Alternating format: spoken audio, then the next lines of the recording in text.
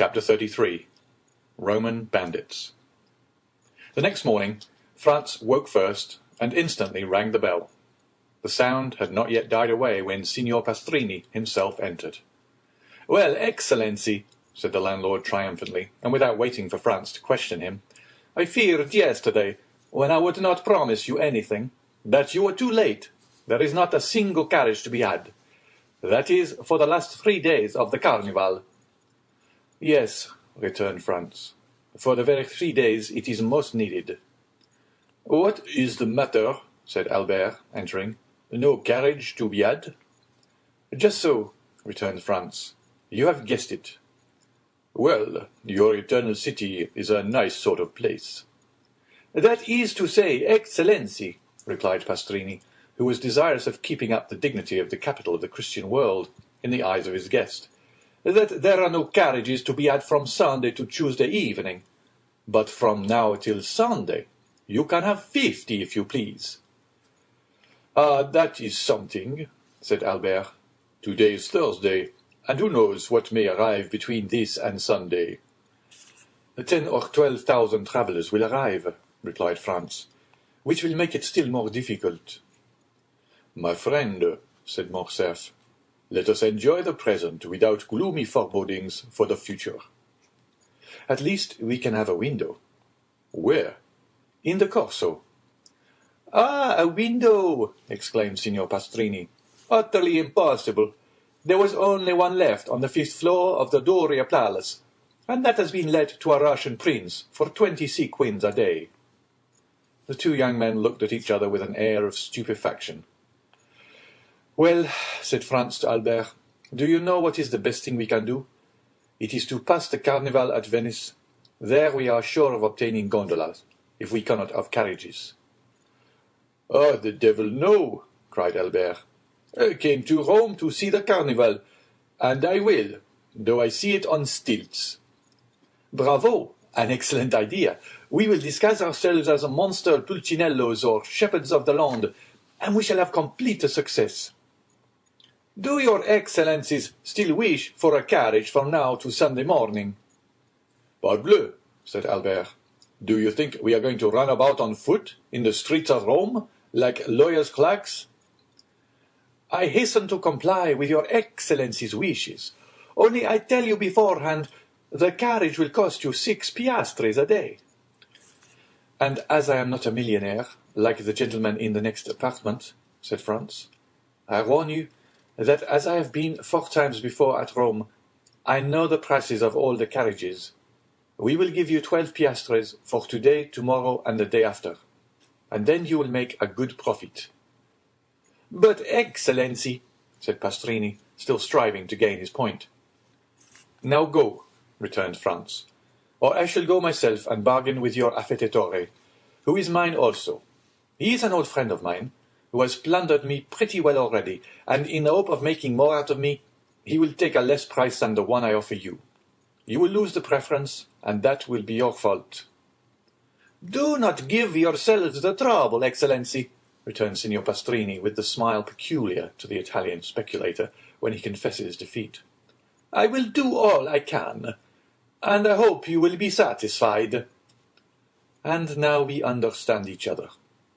When do you wish the carriage to be here?" "In an hour." "In an hour it will be at the door." An hour after the vehicle was at the door. It was a hack conveyance, which was elevated to the rank of a private carriage in honour of the occasion, but in spite of its humble exterior, the young men would have thought themselves happy to have secured it for the last 3 days of the Carnival. "Excellency," cried the cicerone, seeing Franz approach the window, "shall I bring the carriage near to the palace?" Accustomed as Franz was to the Italian phraseology, his first impulse was to look around him, but these words were addressed to him. Franz was the Excellency, the vehicle was the carriage, and the Hôtel de Londres was the palace. The genius for laudation characteristic of the race was in that phrase. Franz and Albert descended. The carriage approached the palace. Their Excellencies stretched their legs along the seats. The cicerone sprang into the seat behind. "Where do your Excellencies wish to go?" asked he. To St. Peter's first, and then to the Colosseum, returned Albert. But Albert did not know that it takes a day to see St. Peter's, and a month to study it. The day was passed at St. Peter's alone. Suddenly the daylight began to fade away. Franz took out his watch. It was 4:30. They returned to the hotel. At the door, Franz ordered the coachman to be ready at 8. He wished to show Albert the Colosseum by moonlight, as he had shown him St. Peter's by daylight. When we show a friend a city one has already visited, we feel the same pride as when we point out a woman whose lover we have been. He was to leave the city by the Porta del Popolo, skirt the outer wall, and re-enter by the Porta San Giovanni.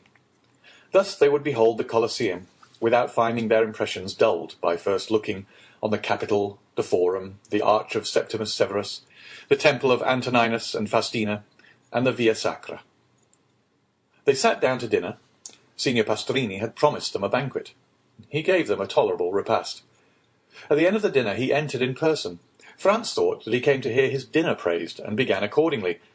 But at the first words he was interrupted. "Excellency," said Pastrini, "I am delighted to have your approbation, but it was not for that I came." "Did you come to tell us you have procured a carriage?" asked Albert, lighting his cigar. "No, and your excellencies will do well not to think of that any longer. At Rome things can or cannot be done. When you are told anything cannot be done, there is an end of it. It is much more convenient at Paris. When anything cannot be done, you pay double, and it is done directly." "That is what all the French say," returned Signor Pastrini, somewhat piqued. "For that reason, I do not understand why they travel." "But," said Albert, emitting a volume of smoke and balancing his chair on its hind legs, "only madmen or blockheads like us ever do travel. Men in their senses do not quit their hotel in the Rue du Helder, their walk on the Boulevard de Gand, and the Café de Paris." It is of course understood that Albert resided in the aforesaid street, appeared every day on the fashionable walk, and dined frequently at the only restaurant where you can really dine. That is, if you are on good terms with its frequenters. Signor Pastrini remained silent a short time. It was evident that he was musing over this answer, which did not seem very clear. "But," said Franz, in his turn interrupting his host's meditation, "you had some motive for coming here. May I beg to know what it was?" "Yes, you have ordered your carriage at 8 o'clock precisely." "I have." "You intend visiting il Colosseo." "You mean the Colosseum?" "It is the same thing. You have told your coachman to leave the city by the Porta del Popolo, to drive around the walls and re-enter by the Porta San Giovanni." "These are my words exactly." "Well, this route is impossible." "Impossible?" "Very dangerous, to say the least." "Dangerous? Why?" "On account of the famous Luigi Vampa." "Pray, who may this famous Luigi Vampa be?" inquired Albert.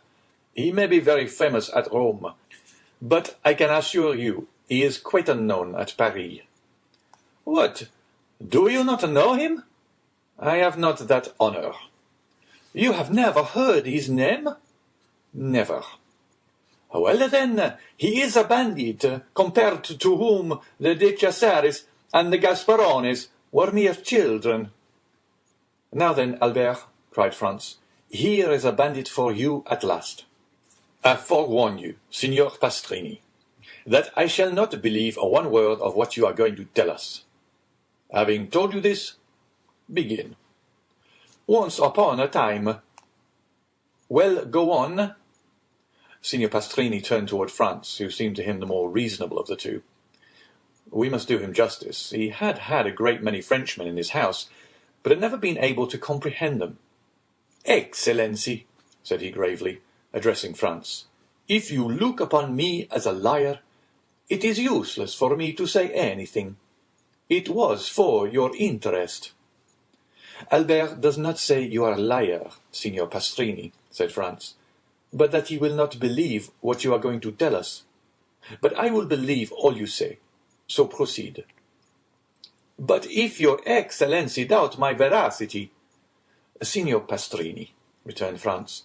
"You are more susceptible than Cassandra, who was a prophetess, and yet no one believed her, while you at least are sure of the credence of half your audience. Come, sit down and tell us all about this Signor Vampa."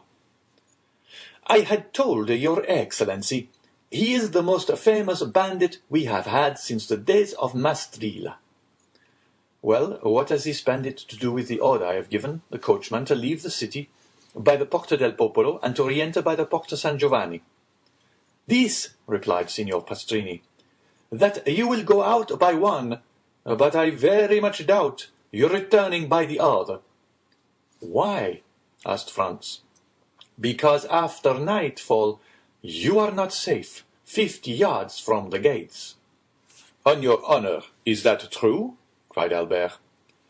"Count," returned Signor Pastrini, hurt at Albert's repeated doubts of the truth of his assertions, "I do not say this to you, but to your companion, who knows Rome and knows, too, that these things are not to be laughed at." "My dear fellow," said Albert, turning to Franz, "here is an admirable adventure. We will fill our carriage with pistols, blunderbusses, and double-barreled guns. Luigi Vampa comes to take us, and we take him.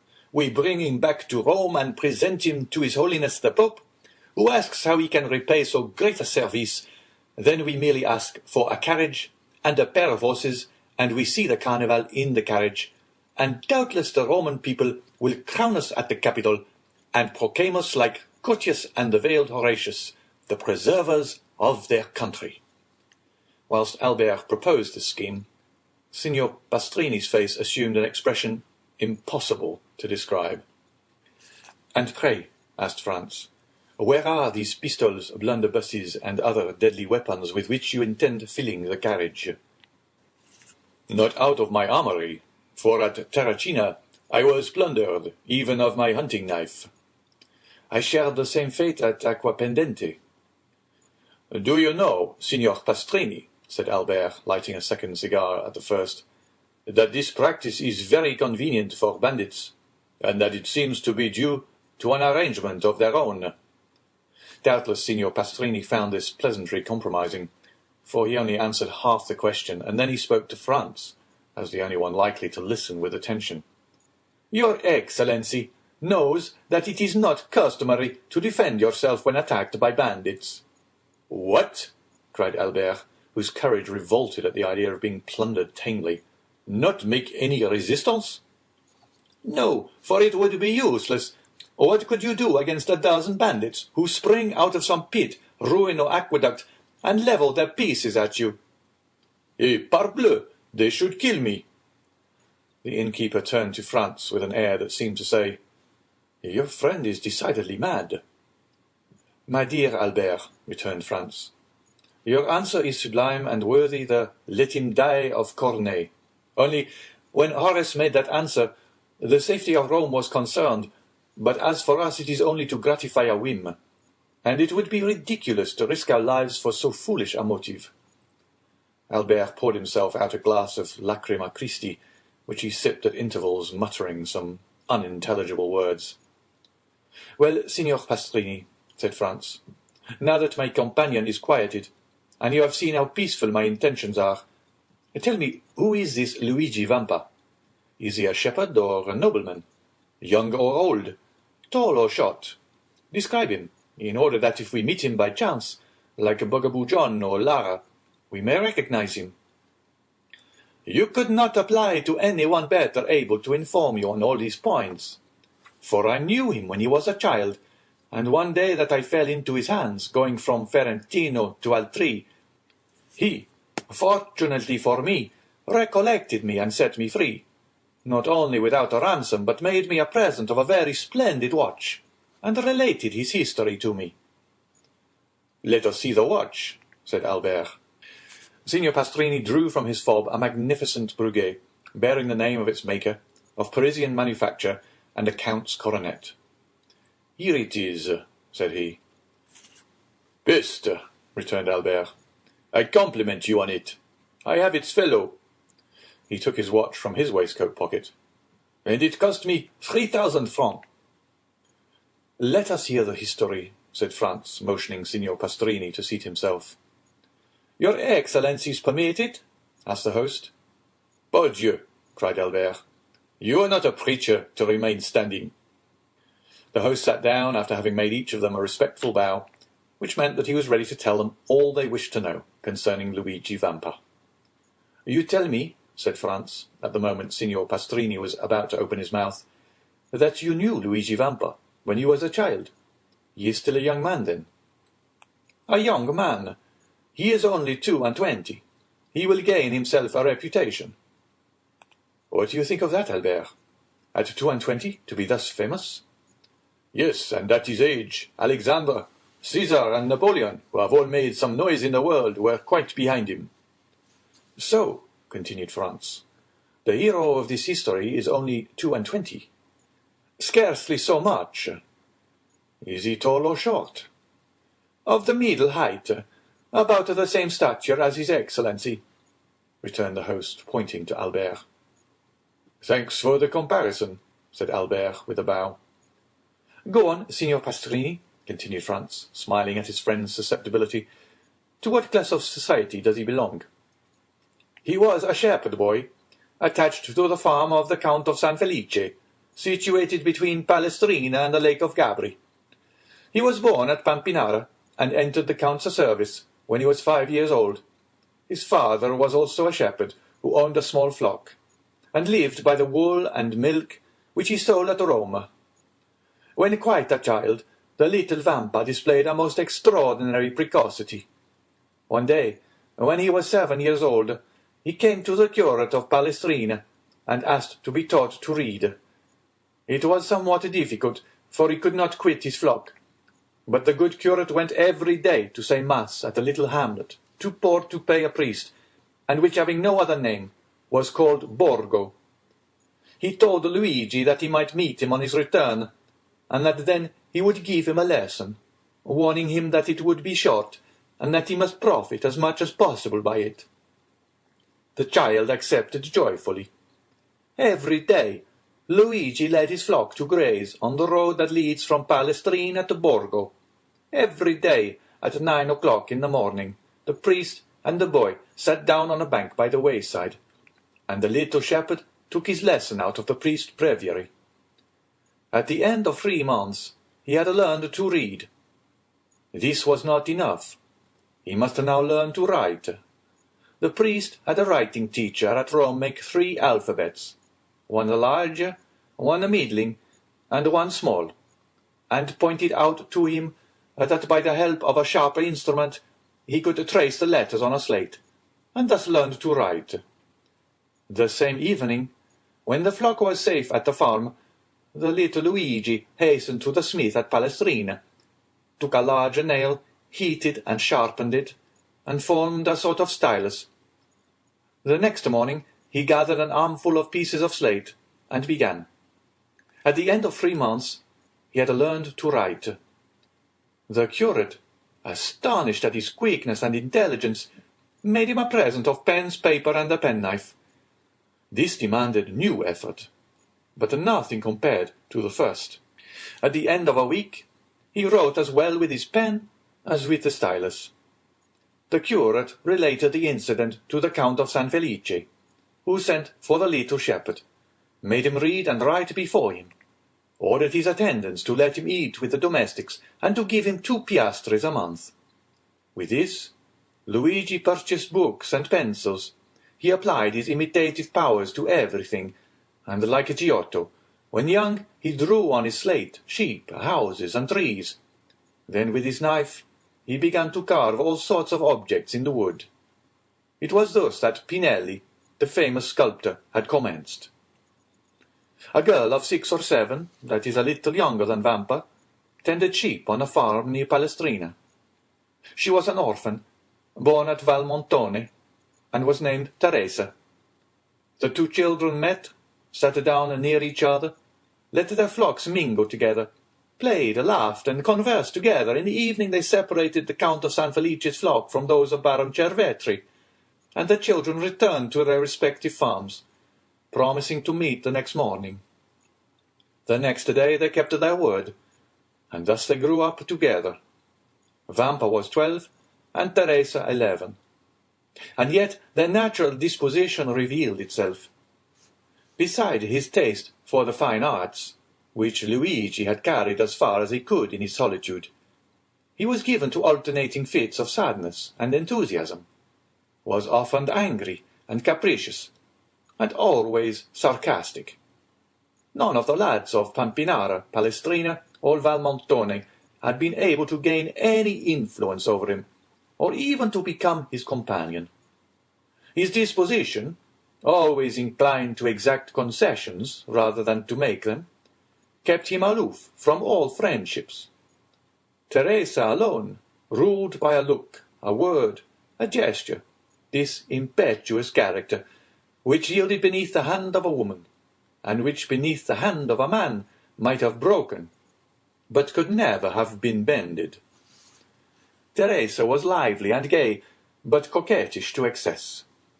The 2 piastres that Luigi received every month from the Count of San Felice's steward, and the price of all the little carvings in wood he sold at Rome, were expended in earrings, necklaces, and gold hairpins, so that, thanks to her friend's generosity, Teresa was the most beautiful and the best attired peasant near Rome. The 2 children grew up together, passing all their time with each other, and giving themselves up to the wild ideas of their different characters.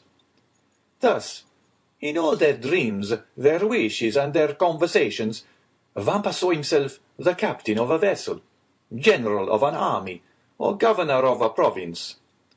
Teresa saw herself rich, superbly attired, and attended by a train of livery domestics. Then, when they had thus passed the day in building castles in the air, they separated their flocks, and descended from the elevation of their dreams to the reality of their humble position. One day, the younger shepherd told the Count's steward that he had seen a wolf come out of the Sabine mountains and prowl around his flock. The steward gave him a gun. This was what Vampa longed for. This gun had an excellent barrel, made at Brescia, and carrying a ball with the precision of an English rifle. But one day the Count broke the stock, and had then cast the gun aside. This, however, was nothing to a sculptor like Vampa. He examined the broken stock, calculated what change it would require to adapt the gun to his shoulder, and made a fresh stock, so beautifully carved that it would have fetched 15 or 20 piastres, had he chosen to sell it. But nothing could be farther from his thoughts. For a long time a gun had been the young man's greatest ambition. In every country where independence has taken the place of liberty, the first desire of a manly heart is to possess a weapon which at once renders him capable of defence or attack, and by rendering its owner terrible, often makes him feared. From this moment, Vampa devoted all his leisure time to perfecting himself in the use of his precious weapon.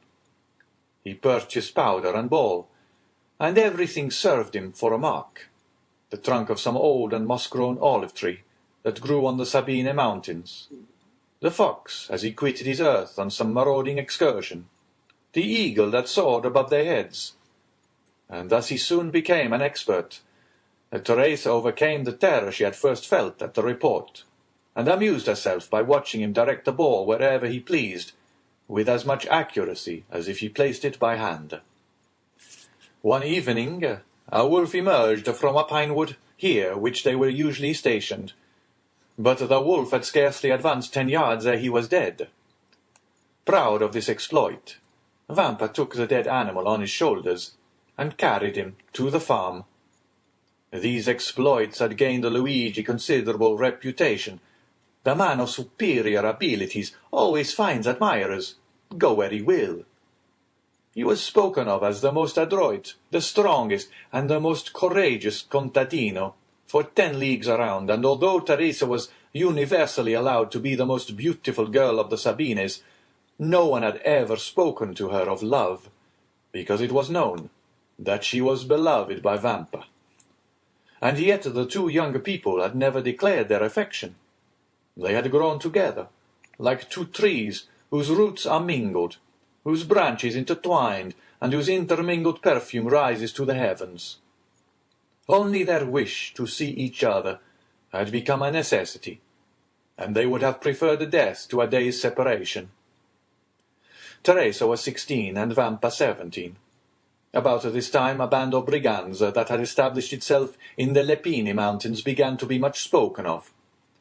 The brigands have never been really extirpated from the neighbourhood of Rome. Sometimes a chief is wanted, but when a chief presents himself, he rarely has to wait long for a band of followers. The celebrated Cucumetto, pursued in the Abruzzo, driven out of the kingdoms of Naples where he had carried on a regular war, had crossed the Garigliano like Manfred, and had taken refuge on the banks of the Amasine, between Sonnino and Giuperno. He strove to collect a band of followers, and follow the footsteps of De Charis and Gasperone, whom he hoped to surpass. Many young men of Palestrina, Frascati, and Pappinara had disappeared. Their disappearance at first caused much disquietude, but it was soon known that they had joined Cucumetto. After some time, Cucumetto became the object of a universal attention. The most extraordinary traits of ferocious daring and brutality were related of him. One day he carried off a young girl, the daughter of a surveyor of Frosinone. The bandits' laws are positive. A young girl belongs first to him who carries her off.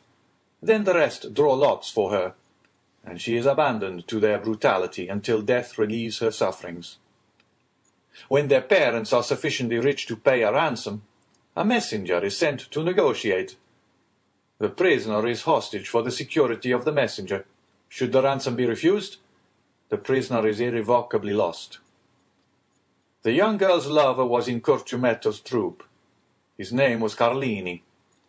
When she recognized her lover, the poor girl extended her arms to him and believed herself safe. But Carlini felt his heart sink, for he but too well knew the fate that awaited her. However, as he was a favourite with Cucumetto, as he had for 3 years faithfully served him, and as he had saved his life by shooting a dragoon who was about to cut him down, he hoped the chief would have pity on him. He took Cucumetto one side, while the young girl, seated at the foot of a huge pine that stood in the centre of the forest, made a veil of her picturesque headdress to hide her face from the lascivious gaze of the bandits. There he told the chief all, his affection for the prisoner, the promises of mutual fidelity, and how every night since he had been near, they had met in some neighbouring ruins. It so happened that night that Cucumetto had sent Carlini to a village, so that he had been unable to go to the place of meeting. Cucumetto had been there, however, by accident, as he said, and had carried the maiden off. Carlini besought his chief to make an exception in Rita's favour, as her father was rich and he could pay a larger ransom.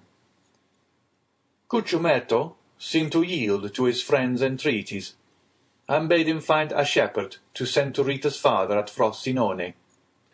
Carlini flew joyfully to Rita, telling her she was saved, and bidding her write to her father to inform him what had occurred, and that her ransom was fixed at 300 piastres.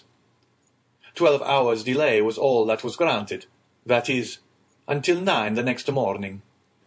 The instant the letter was written, Carlini seized it and hastened to the plain to find a messenger.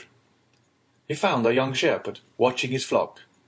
The natural messengers of the bandits are the shepherds who live between the city and the mountains, between civilized and savage life. The boy undertook the commission, promising to be in Frosinone in less than an hour. Carlini returned, anxious to see his mistress, and announced the joyful intelligence. He found the troop in the glade, supping off the provisions exacted as contributions from the peasants, but his eye vainly sought Rita, and Cucumetto among them. He inquired where they were, and was answered by a burst of laughter. A cold perspiration burst from every pore, and his hair stood on end. He repeated his question, One of the bandits rose and offered him a glass, filled with Orvieto, saying, "To the health of the brave Cucciumetto and the fair Rita." At this moment Carlini heard a woman's cry. He divined the truth, seized the glass, broke it across the face of him who presented it, and rushed towards the spot whence the cry came. After 100 yards, he turned the corner of the thicket. He found Rita senseless in the arms of Cucciumetto. At the sight of Carlini, Cucciumetto rose, a pistol in each hand. The two brigands looked at each other for a moment, the one with a smile of lasciviousness on his lips, the other with the pallor of death on his brow. A terrible battle between the two men seemed imminent, but by degrees Carlini's features relaxed. His hand, which had grasped one of the pistols in his belt, fell to his side. Rita lay between them. The moon lighted the group. "Well," said Cucciumetto, "have you executed your commission?" "Yes, Capitaine," returned Carlini. "At 9 o'clock tomorrow Rita's father will be here with the money. It is well. In the meantime we will have a merry night. This young girl is charming and does credit to your taste. Now, as I am not egotistical, we will return to our comrades and draw lots for her." "You have determined, then, to abandon her to the common law?" said Carlini.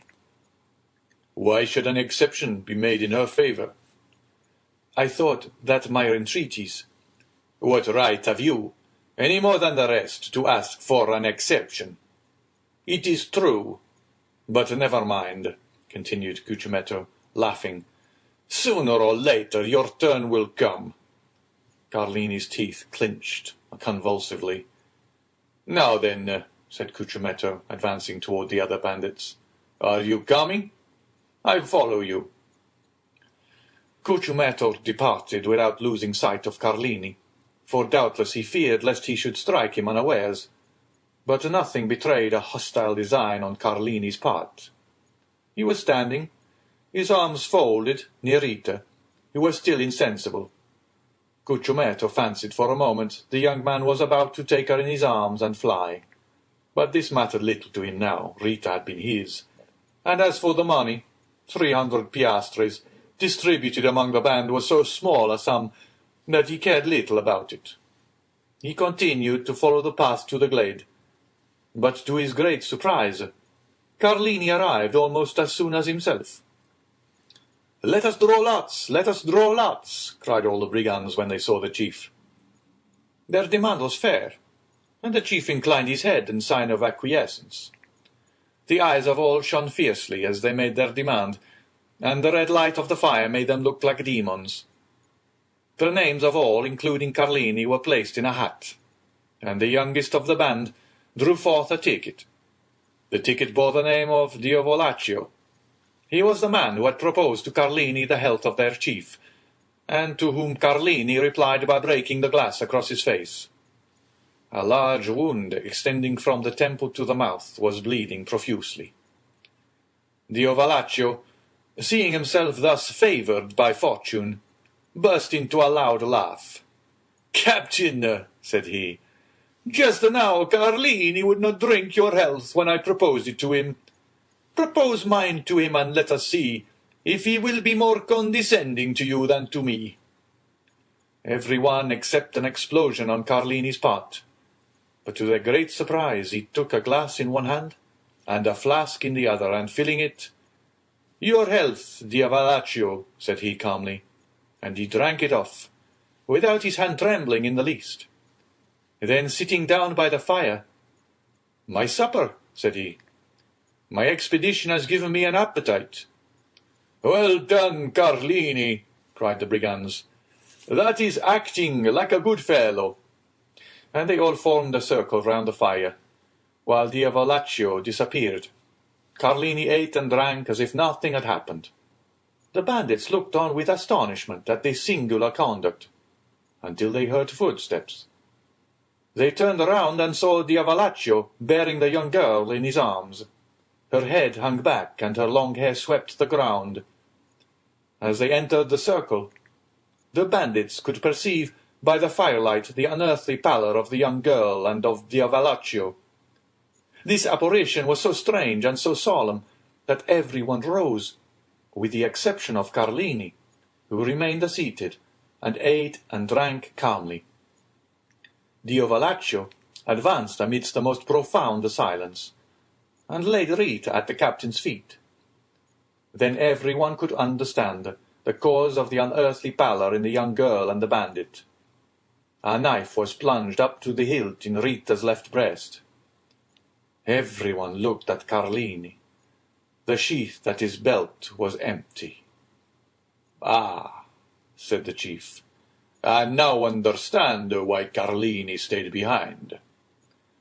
All savage natures appreciate a desperate deed. No other of the bandits would, perhaps, have done the same. But they all understood what Carlini had done. "Now then," cried Carlini, rising in his turn, and approaching the corpse, his hand on the butt of one of his pistols. "Does anyone dispute the possession of this woman with me?" "No," returned the chief. "She is thine." Carlini raised her in his arms, and carried her out of the circle of firelight. Cucumetto placed his sentinels for the night, and the bandits wrapped themselves in their cloaks, and lay down before the fire. At midnight the sentinel gave the alarm, and in an instant all were on the alert. It was Rita's father, who brought his daughter's ransom in person. "Here," said he to Cucumetto, "here are the 300 piastres. Give me back my child." But the chief, without taking the money, made a sign to him to follow. The old man obeyed. They both advanced beneath the trees, through whose branches streamed the moonlight. Cucumetto stopped at last, and pointed to two persons grouped at the foot of a tree. "There," said he, "demand thy child of Carlini. He will tell thee what has become of her." And he returned to his companions. The old man remained motionless. He felt that some great and unforeseen misfortune hung over his head. At length he advanced toward the group, the meaning of which he could not comprehend. As he approached, Carlini raised his head, and the forms of two persons became visible to the old man's eyes. A woman lay on the ground, her head resting on the knees of a man who was seated by her. As he raised his head, the woman's face became visible. The old man recognized his child, and Carlini recognized the old man. "I expected thee," said the bandit to Rita's father. "Wretch," returned the old man, "what hast thou done?" And he gazed with terror on Rita, pale and bloody, a knife buried in her bosom. A ray of moonlight poured through the tree, and lighted up the face of the dead. "Cucumetto had violated thy daughter," said the bandit. "I loved her, therefore I slew her, for she would have served as the sport of the whole band." The old man spoke not, and grew pale as death. "Now," continued Carlini, "if I have done wrongly, avenge her." And withdrawing the knife from the wound in Rita's bosom, he held it out to the old man with one hand, while with the other he tore open his vest. "Thou hast done well," returned the old man in a hoarse voice. "Embrace me, my son."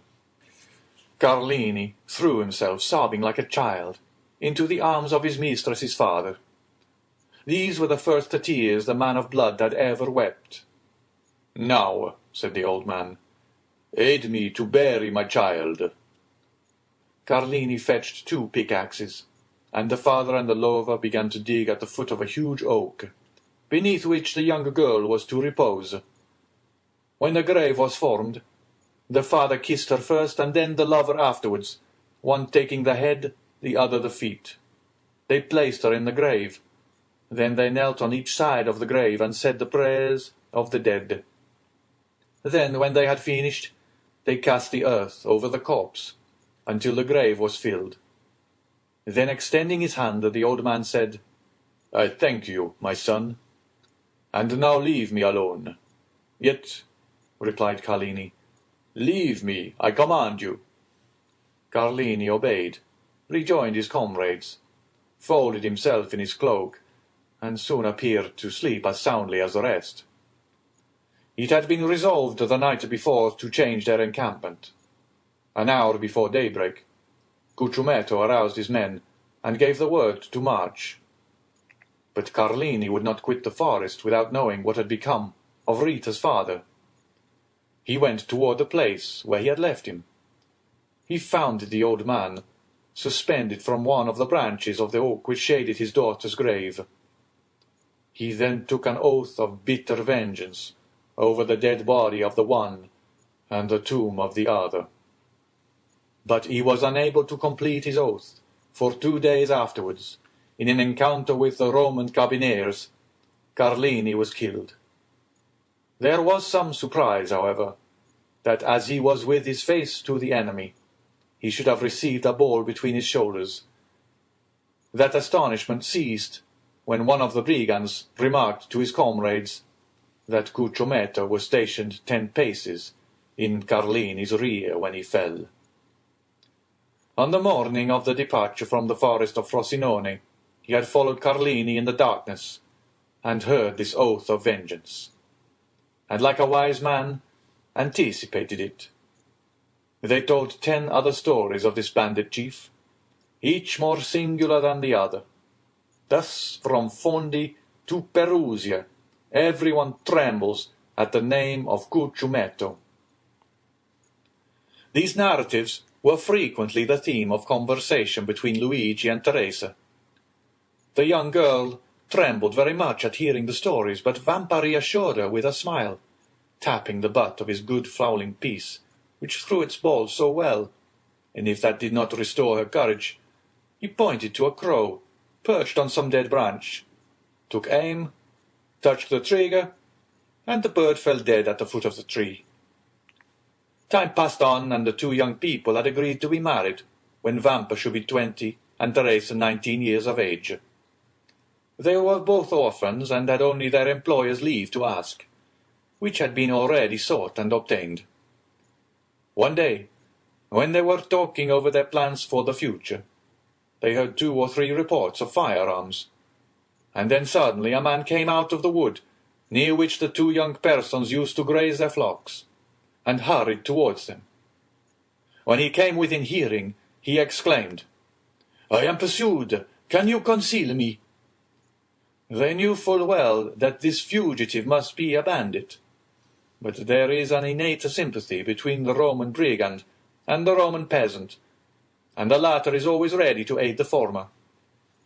Vampa, without saying a word, hastened to the stone that closed up the entrance to their grotto, drew it away, made a sign to the fugitive to take refuge there in a retreat unknown to everyone, closed the stone upon him, and then went and resumed his seat by Teresa.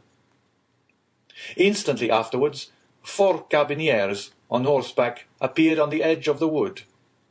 3 of them appeared to be looking for the fugitive, while the 4th dragged a brigand prisoner by the neck. The 3 carbineers looked about carefully on every side, saw the young peasants, and galloping up began to question them. They had seen no one. "That is very annoying," said the brigadier, "for the man we are looking for is the chief." "Cucumetto," cried Luigi and Teresa at the same moment. "Yes, sir," replied the brigadier, "and as his head is valued at 1,000 Roman crowns, there would have been 500 for you if you had helped us to catch him." The 2 young persons exchanged looks. The brigadier had a moment's hope. 500 crowns are 3,000 lire, and 3,000 lire are a fortune for 2 poor orphans who are going to be married. "Yes, it is very annoying," said Vampa, "but we have not seen him." Then the carbineers scoured the country in different directions, but in vain. Then after a time they disappeared. Vampa then removed the stone, and Cucumetto came out. Through the crevices in the granite he had seen the 2 young peasants talking with the carbineers, and guessed the subject of their parley. He had read in the countenances of Luigi and Teresa their steadfast resolution not to surrender him, and he drew from his pocket a purse full of gold, which he offered to them. But Vampa raised his head proudly. As to Teresa, her eyes sparkled when she thought of all the fine gowns and gay jewelry she could buy with this purse of gold. Cucumetto was a cunning fiend, and had assumed the form of a brigand instead of a serpent, and this look from Teresa showed to him that she was a worthy daughter of Eve, and he returned to the forest, pausing several times on his way, under the pretext of saluting his protectors. Several days elapsed, and they neither saw nor heard of Cucumetto. The time of the carnival was at hand. The Count of San Felice announced a grand masked ball, to which all that were distinguished in Rome were invited. Teresa had great desire to see this ball. Luigi asked permission of his protector, the steward, that she and he might be present amongst the servants of the house. This was granted.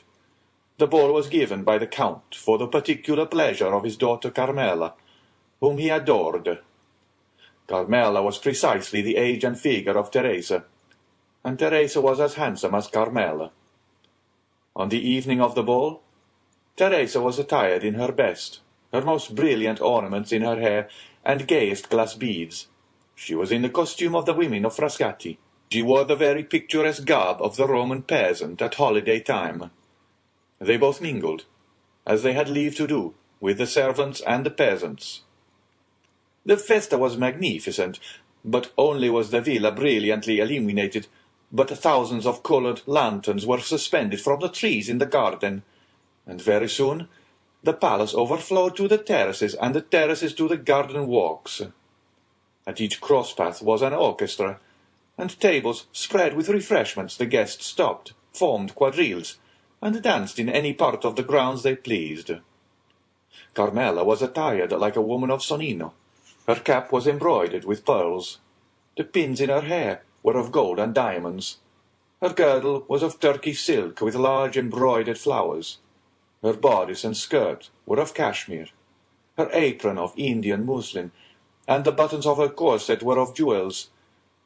Two of her companions were dressed, the one as a woman of Nettuno, and the other as a woman of La Riccia. 4 young men of the richest and noblest families of Rome accompanied them with that Italian freedom which has not its parallel in any other country in the world. They were attired as peasants of Albano, Velletri, Civita Castellana, and Sora. We need hardly add that these peasant costumes, like those of the young women, were brilliant with gold and jewels. Carmela wished to form a quadrille, but there was one lady wanting. Carmela looked all around her, but not one of the guests had a costume similar to her own, or those of her companions. The Count of San Felice pointed out Teresa, who was hanging on Luigi's arm in a group of peasants. "Will you allow me, father?" said Carmela. "Certainly," replied the Count. "Are we not in carnival time?" Carmela turned towards a young man who was talking with her, and saying a few words to him, pointed with her finger to Teresa. The young man looked, bowed in obedience, and then went to Teresa and invited her to dance in a quadrille directed by the Count's daughter. Teresa felt a flush pass over her face.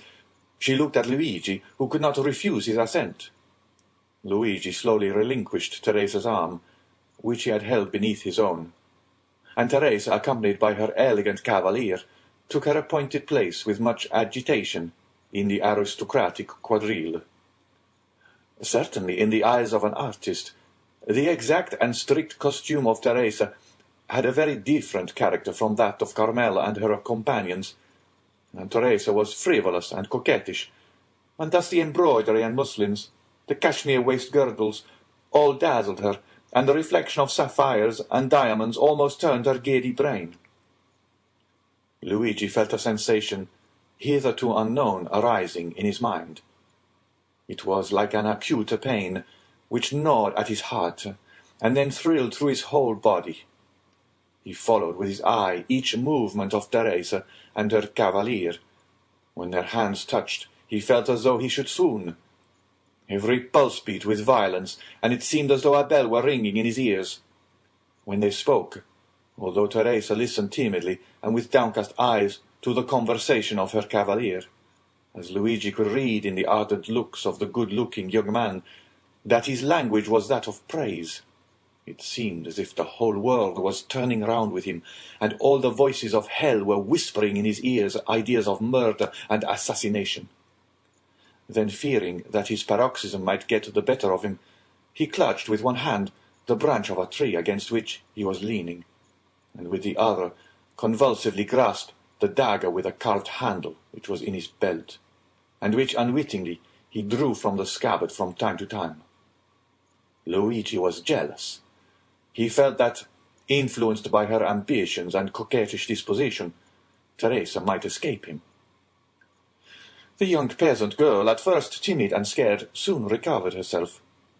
We have said that Teresa was handsome, but this is not all. Teresa was endowed with all those wild graces which are so much more potent than our affected and studied elegancies. She had almost all the honours of the quadrille, and if she were envious of the Count of San Felice's daughter, we will not undertake to say that Carmela was not jealous of her. And with overpowering compliments, her handsome cavalier led her back to the place whence he had taken her, and where Luigi waited her. Twice or thrice, during the dance, the young girl had glanced at Luigi, and each time she saw that he was pale, and that his features were agitated. Once even the blade of his knife, half drawn from its sheath, had dazzled her eyes with its sinister glare. Thus it was almost tremblingly that she resumed her lover's arm. The quadrille had been most perfect, and it was evident there was a great demand for a repetition, Carmela alone objecting to it.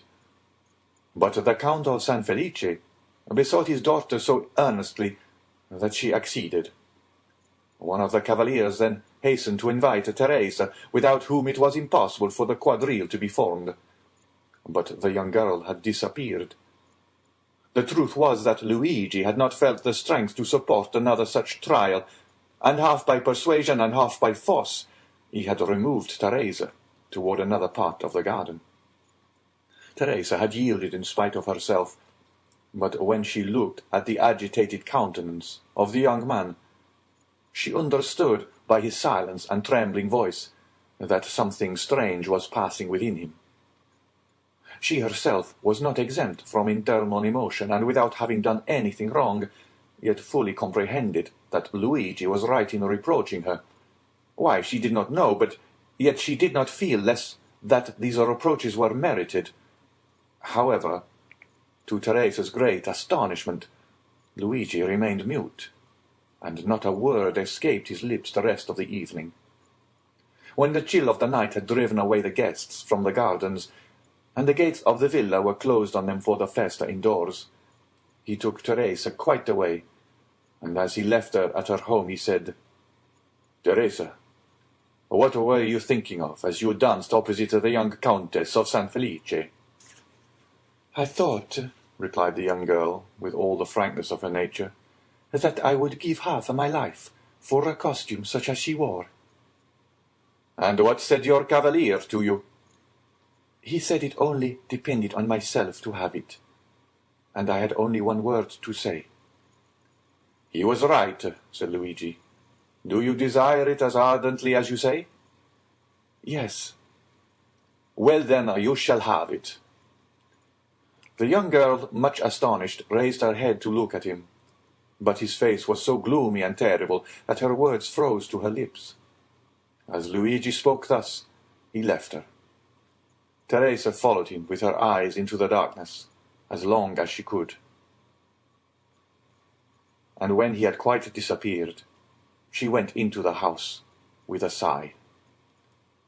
That night a memorable event occurred, due no doubt to the imprudence of some servant who had neglected to extinguish the lights. The villa of San Felice took fire in the rooms adjoining the very apartment of the lovely Carmela.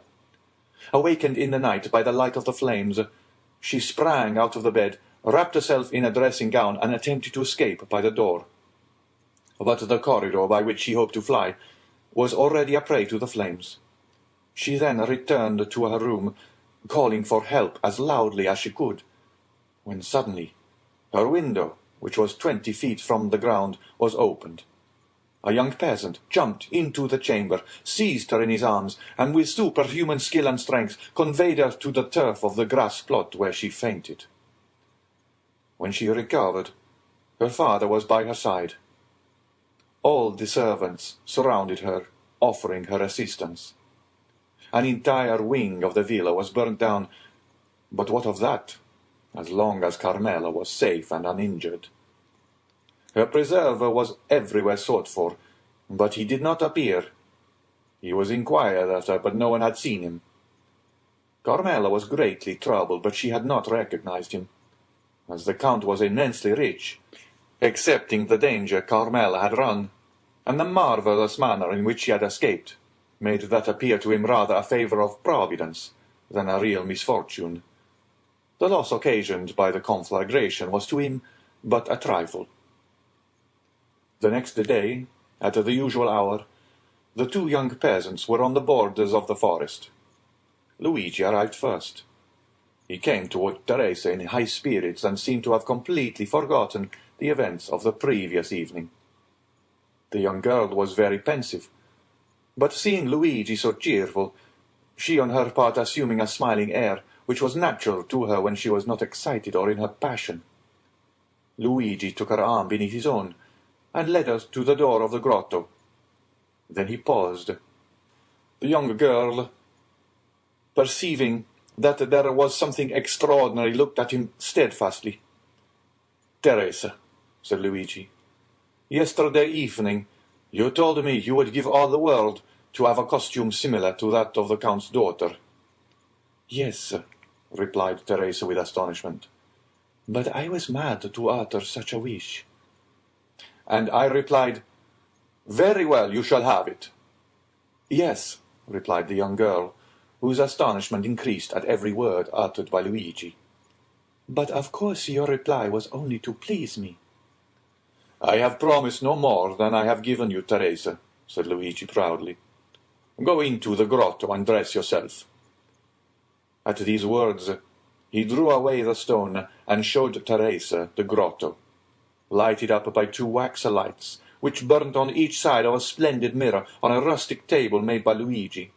Was spread out the pearl necklace and the diamond pins, and on a chair at the side was laid the rest of the costume.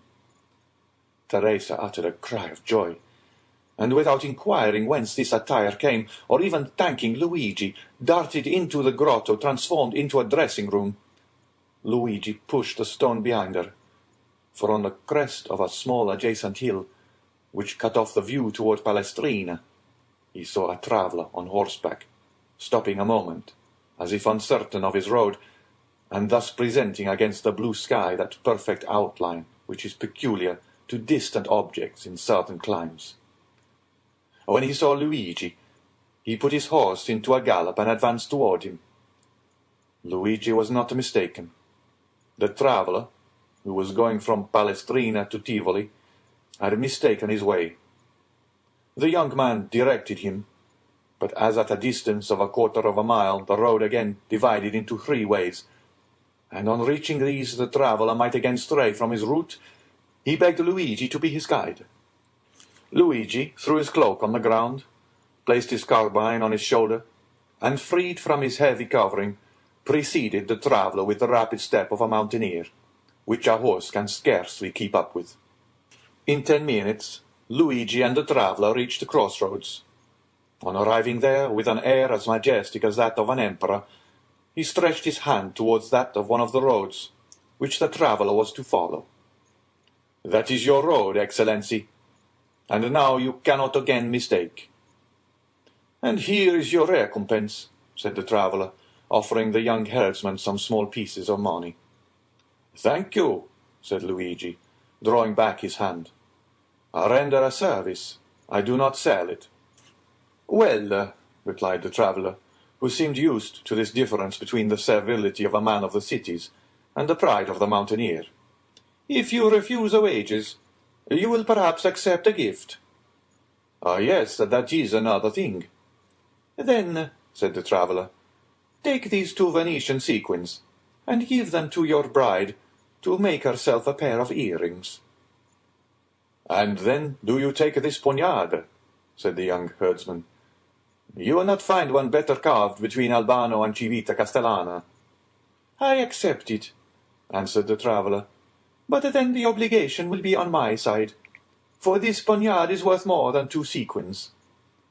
"For a dealer, perhaps, but for me, who engraved it myself, it is hardly worth a piastre." "What is your name?" inquired the traveller. "Luigi Vampa," replied the shepherd, with the same air as he would have replied, "Alexander, King of Macedon."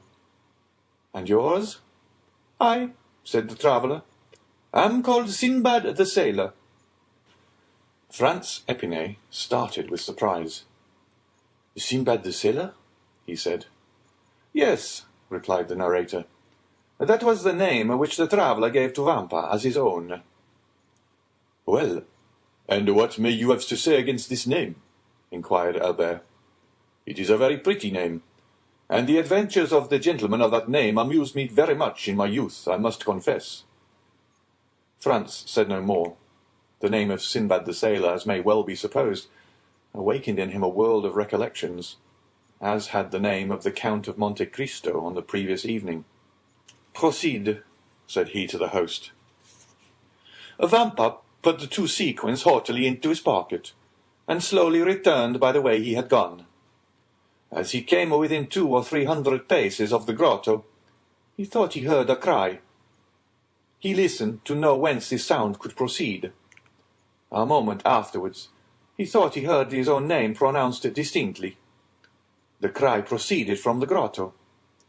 He bounded like a chamois, cocking his carbine as he went, and in a moment reached the summit of a hill opposite to that on which he had perceived the traveller.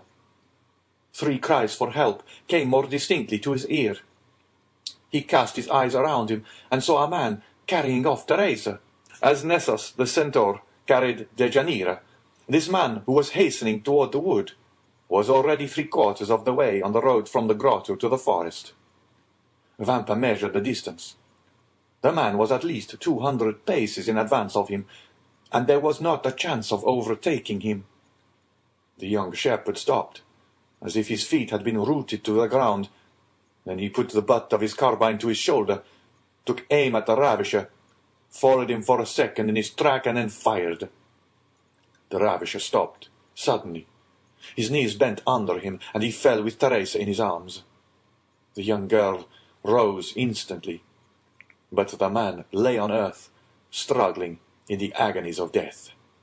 Vampa then rushed towards Teresa, for at 10 paces from the dying man her legs had failed her, and she had dropped on her knees, so that the young man feared that the ball that had brought down his enemy had also wounded his betrothed.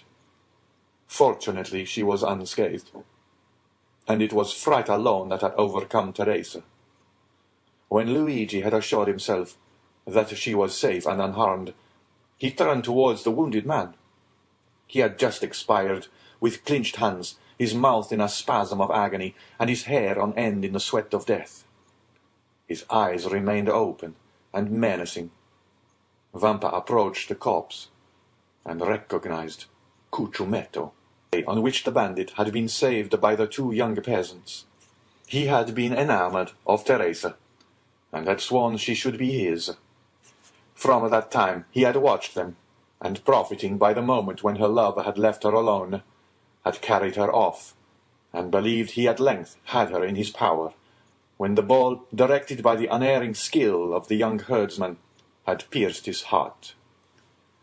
Vampa gazed on him for a moment without betraying the slightest emotion, while on the contrary, Teresa, shuddering in every limb, dared not approach the slain ruffian, but by degrees, and threw a hesitating glance at the dead body over the shoulder of her lover. Suddenly Vampa turned towards his mistress. "Ah," said he, "good, good, you are dressed. It is now my turn to dress myself." Teresa was clothed from head to foot in the garb of the Count of San Felice's daughter. Vampa took Cucumetto's body in his arms, and conveyed it to the grotto. while in her turn Teresa remained outside. If a second traveller had passed, he would have seen a strange thing. A shepherdess watching her flock, clad in a cashmere gown, with earrings and necklace of pearls, diamond pins and buttons of sapphires, emeralds and rubies. He would no doubt have believed that he had returned to the times of Florian, and would have declared on reaching Paris that he had met an Alpine shepherdess seated at the foot of the Sabine hill. At the end of a quarter of an hour, Vampa quitted the grotto. His costume was no less elegant than that of Teresa. He wore a vest of garnet-coloured velvet, with buttons of cut gold, a silk waistcoat covered with embroidery, a Roman scarf tied around his neck, a cartridge box worked with gold and red and green silk, sky-blue velvet breeches, fastened above the knee, with diamond buckles, garters of deerskin, worked with 1,000 arabesques, and a hat whereon hung ribbons of all colours. 2 watches hung from his girdle, and a splendid poniard was on his belt. Teresa uttered a cry of admiration. Vampa, in this attire, resembled a painting by Leopold Robert or Schmetz. He had assumed the entire costume of Cucumetto.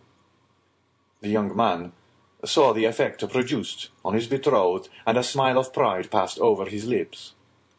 "Now," he said to Teresa, "are you ready to share my fortune, whatever it may be?" "Oh, yes," exclaimed the young girl, enthusiastically. "And follow me wherever I go?" "To the world's end." "Then take my arm, and let us on. We have no time to lose." The young girl did so without questioning her lover as to where he was conducting her, for he appeared to her at this moment as handsome, proud, and powerful as a god. They went towards the forest, and soon entered it. We need scarcely say that all the paths of the mountain were known to Vampa. He therefore went forward without a moment's hesitation, although there was no beaten track. But he knew his path by looking at the trees and bushes, and thus they kept on advancing for nearly an hour and a half. At the end of this time they had reached the thickest of the forest. A torrent, whose bed was dry, led into a deep gorge. Vampa took this wild road, which, enclosed between 2 ridges and shadowed by the tufted umbrage of the pines, seemed, but for the difficulties of its descent, that path to Avernus of which Virgil speaks. Teresa had become alarmed at the wild and deserted look of the plain around her, and pressed closely against her guide, not uttering a syllable. But as she saw him advance, with even step and composed countenance, she endeavoured to repress her emotion. Suddenly, about 10 paces from them, a man advancing from behind a tree and aimed at Vampa. "Not another step," he said, "or you are a dead man." "What then?" said Vampa, raising his hand with a gesture of disdain, while Teresa, no longer able to restrain her alarm, clung closely to him. "Do wolves rend each other?" "Who are you?" inquired the sentinel. "I am Luigi Vampa, shepherd of the San Felice farm." "What do you want?" "I would speak with your companions, who are in the glade at Rocca Bianca." "Follow me, then," said the sentinel. "Or, as you know your way, go first." Vampa smiled disdainfully at this precaution on the part of the bandit, went before Teresa, and continued to advance with the same firm and easy step as before. At the end of 10 minutes, the bandit made them a sign to stop. The 2 young persons obeyed. Then the bandit thrice imitated the cry of a crow. A croak answered this signal. "Good," said the sentry. "You may now go on." Luigi and Teresa again set forward. As they went on, Teresa clung tremblingly at her lover at the sight of weapons and the glistening of carbines through the trees.